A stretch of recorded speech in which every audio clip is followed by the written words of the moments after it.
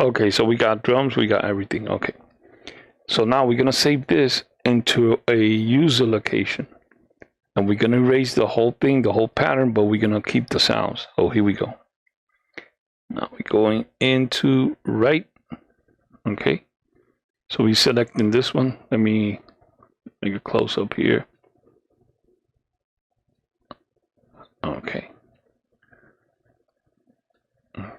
I'm sorry, just my MC909 is having problems with the screen. I believe it is the encoder, the color encoder. It's kind of old, my machine. Anyway, so here we go. We're gonna press right from here. From this, we're gonna press right. We're gonna leave it on pattern. We're gonna leave it like that. That song doesn't really matter. You could change the name. We're gonna leave that name. Doesn't matter. We're gonna press here right. And here we're gonna select the user location. We're gonna go into, oh, let's leave it right there. 143. There you go. 143.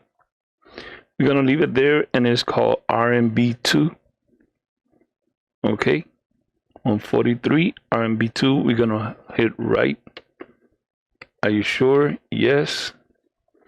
Okay, so we are now on user location 143. We're gonna delete this pattern. Okay, we're gonna create something new. So we're gonna go into edit. Okay, edit is F2. Okay, and this we're gonna delete or erase. So it's gonna erase the whole thing. All for erase. Hold on, let me go again. Oh, edit. Sorry. Erase is F3. It's right here. F3. Okay.